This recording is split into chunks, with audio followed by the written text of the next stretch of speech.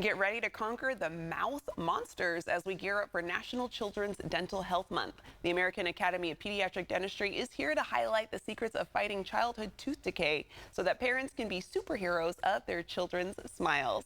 Here to shed some light on the world of children's dental health, we have Dr. Scott Cashin, president of American Academy of Pediatric Dentistry Foundation. Doctor, how common is it for kids in elementary to have cavities? Well, it actually is quite common. Thanks for having me on today. We are finding that children across the nation are having cavities on their teeth, and our goal is working towards children not having those cavities by getting them to the dentist at a very early age 1, or when that first tooth comes in, so that we can help the parent and the child understand why it's so important to take care of the teeth early so that they don't have problems later. And Dr. Cashin, what happens if parents don't take their kids to the dentist at an early age? So what we want to prevent is them getting cavities, or those mouth monsters as you were referring to, and we don't want them to have those problems. So we want them to come early so we can teach them about brushing, flossing, the importance of that, and we don't want them to have a toothache, and that's what will happen if we don't treat a problem with a tooth. And that can result in losing school hours, it can result in losing sleep, it can change the child's eating habits, and it can affect their self-esteem. So a lot of things go into that to really trying to prevent the problem, because that's the beautiful thing about it, is tooth decay is preventable. Yeah, it sounds like something you don't want to put off, especially with the little kiddos. How are pediatric dentists different from family dentists, and when should little ones have their first dental visit? So pediatric dentists have 2 to 3 more years after dental school of training, working strictly with children, adolescents, and children with special health care needs.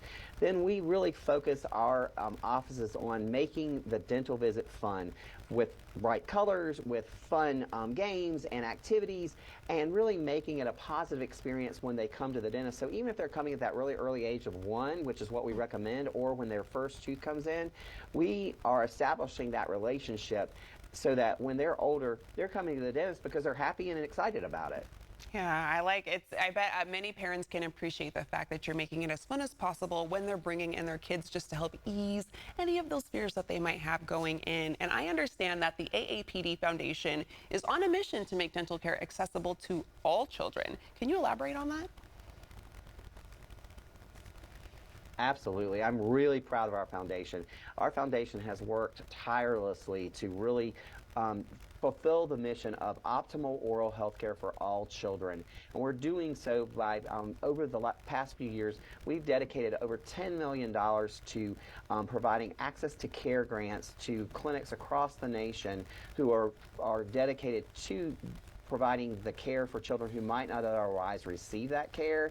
And to date, over 800,000 children have received care, and we're just getting started. And that's the best part, because we're going to continue to really work towards all children having optimal oral health care. That's awesome. I like that you said, and we're just getting started. And finally, doctor, what can parents do at home to help prevent those sneaky cavities? Oh yeah, absolutely. We need the parents on our team for sure. Brushing twice a day for 2 minutes, flossing once a day, making their child brush even when they don't want to, because when they're younger they don't like to do it and don't like to have it done for them.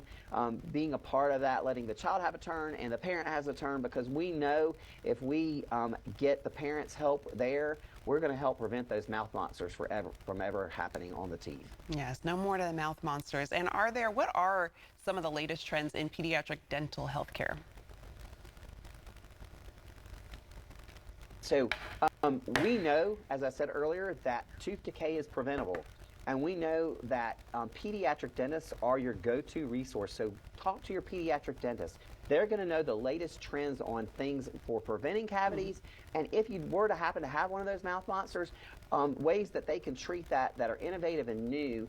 And every pediatric dentist is trained and continues to train for that, even once they finish schooling.